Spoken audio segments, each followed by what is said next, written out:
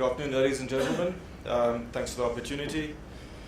Taruga Minerals is an Australian listed company at the junior end of the market, and our main commodities are cobalt and copper in the DRC. We currently have, skip straight through to this. We have two fairly developed projects, where we are currently we've completed a drilling program, and we are currently completing our sort of legal tenure due diligence, which is, as you can understand, is very important in the Congo. Basically, the two we have Kamalombe in the. Sorry, is this a pointer? Sorry?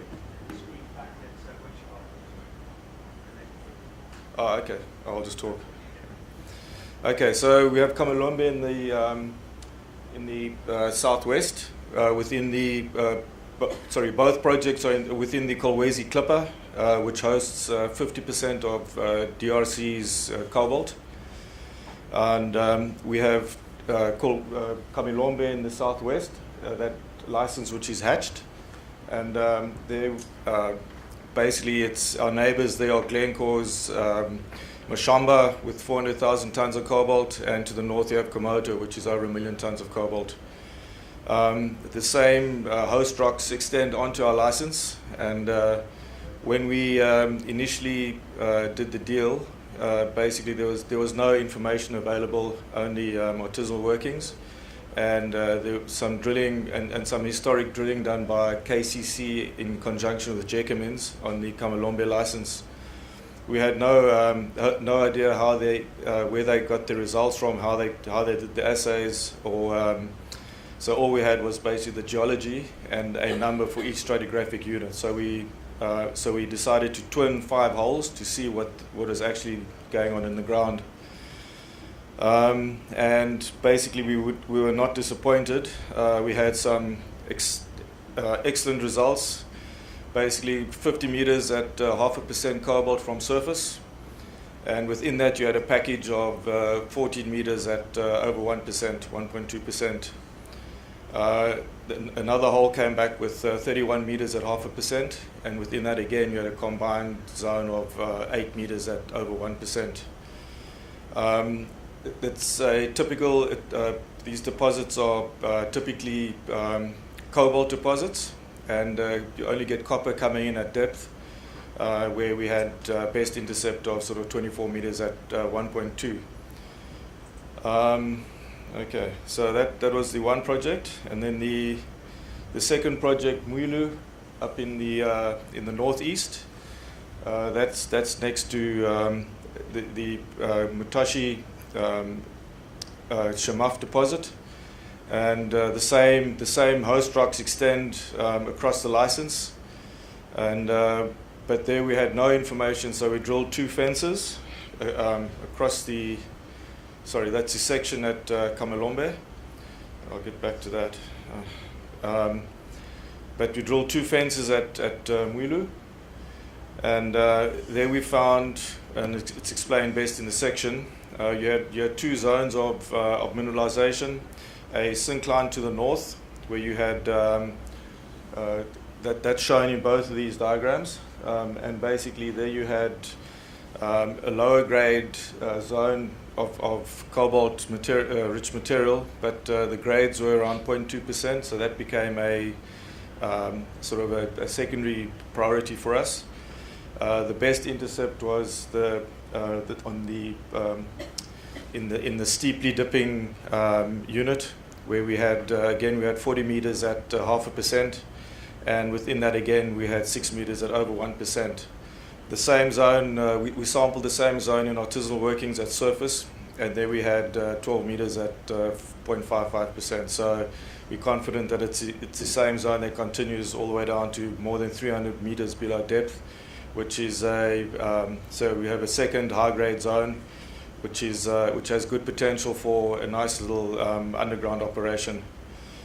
Just to skip back to Kamalombe, These are two sections where we drilled, and basically the KCC drilling was reliable as far as the geology went, but the assays we differed quite widely. But what you can see is that you have a series of these stacked units. All the red units are around your Mines 2 series, and they are all mineralized. And basically, so you have you have a stacked succession of these zones from faulting. Okay, so basically, if you want, this is a here we have all the developing mines, cobalt mines, and you can see all the best tonnages, grades come from the Congo on the left-hand side, and basically Taruga's grades are right up there, and we do not have a resource at this stage. We just confirmed the mineralization, so we will be drilling out a resource as soon as we've completed our due diligence. Okay, and this is just a sheet of the best holes reported since 2016, diamond holes, and 3 of our holes fit within the top 10 since 2016. So we're very confident of getting similar results once we start our infill drilling. So going forward, we plan to we hope to complete our legal tenure due diligence within the next month, and then we will commence. We're also looking at some shallow early stage mining, where we'll set up a small 500 tons a day plant. We've done some metallurgical work, and we found we're getting greater than 70% recoveries, 4% cobalt concentrate from simple beneficiation, just gravity. There's no crushing. It's a very sandy material, so that could bring us in some early cash flow, so we don't have to keep going back to the market to raise funds for exploration. But at the same time, we'll be drilling out a full resource at Kamelombe and then the high grade zone at Mwilu. We also have one early stage project. I'm sure you were in the Congo. All the sort of typically mineralized hills or mineralized zones stick out as hills, and there's good exposure all over the place. But little focus has been on the sort of undercover areas. So we've picked up a license where we expect the same stratigraphy to continue undercover, which is all that yellow area, and basically we're pretty some early termite mound sampling has showed that there is copper and cobalt up to 500 ppm. So we're convinced, we're fairly confident that we'll find something in that area as well. So I think we all have our own theories on where cobalt's going. We believe there will be a shortfall. You're not going to find a replacement that quickly, and 4 to 5 years time, I'm pretty sure we're convinced there'll be a shortfall. And we also feel that the negative, the drop in the cobalt price is just negative sentiment that you're seeing across the board. Okay, so thank you very much for your time.